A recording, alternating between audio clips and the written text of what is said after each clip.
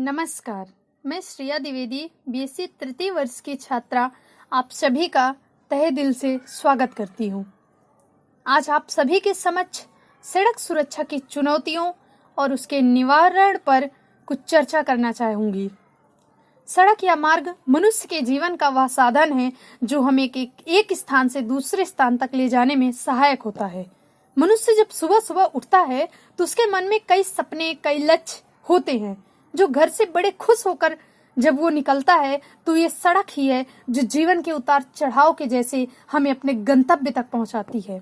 परंतु मनुष्य की मंजिल, उसके सपने, उसका लक्ष्य बस वहीं समाप्त हो जाता है जब वो किसी सड़क दुर्घटना का शिकार होकर या तो शारीरिक रूप से क्षतिग्रस्त हो जाता है या फिर उसकी जीवन लीला ही समाप्त हो जाती है। क्योंकि ये सड़क नहीं है जलियांवाला बाग दिखाई देते हैं तो आइए उन कारणों की हम और आप मिलकर विवेचना करें जिसके कारण सड़क दुर्घटनाएं होती हैं। अरे भाई, दुर्घटना भी दो कारणों से होती है, एक स्वयं की लापरवाही से और दूसरा सामने वाहन चलाने वाले की लापरवाही से।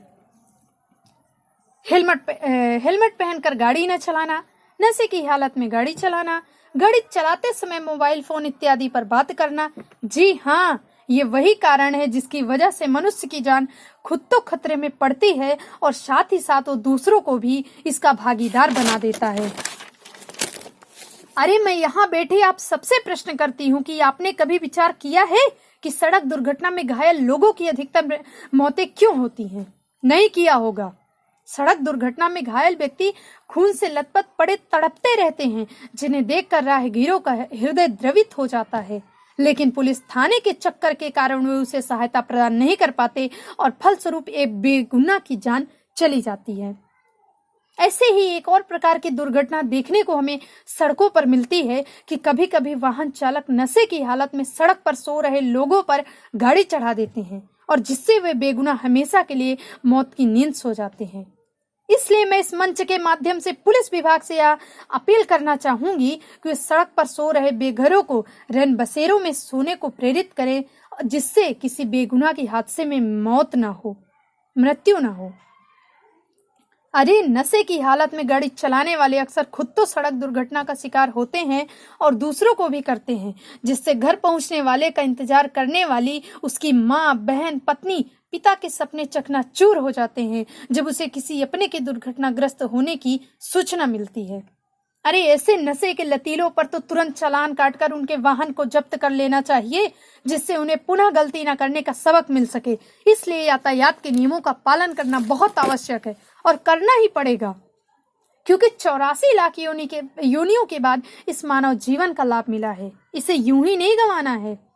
अरे, मैं इस मंच के माध्यम से सरकार से पूछना चाहती हूँ कि वाहन दुर्घटना में हमारा भारत देश ही क्यों आगे है? मेरी दृष्टि में तो समझ ही नहीं आता कि यहाँ पर नियम बनाने वाले तो कम हैं, लेकिन उसे तोड़ने वाले पहले ही चले आते हैं और उसके लिए भी कोई शर्मिंदा होने को तैयार नहीं है। इसलिए मेरी दृष्टि में तो किसी भी नियम को लागू करने के लिए विद्यालय सबसे अच्छा स्थल है, जहाँ पर छोटे छोटे प्रोग्राम, प्रतियोगिताओं को कराकर बच्चों में जागरूकता एकत्रित करनी चाहिए।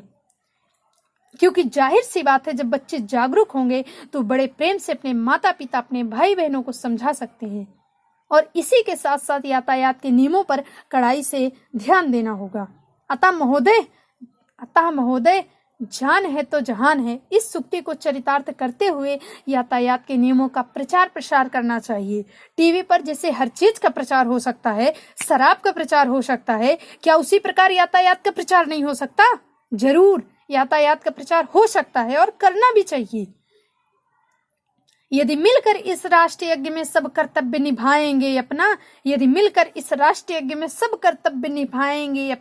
तभी वह दिन दूर नहीं जब दुर्घटना रहित देश होगा अपना। तभी वह दिन दूर नहीं जब दुर्घटना रहित देश होगा अपना। जय हिंद, जय भारत।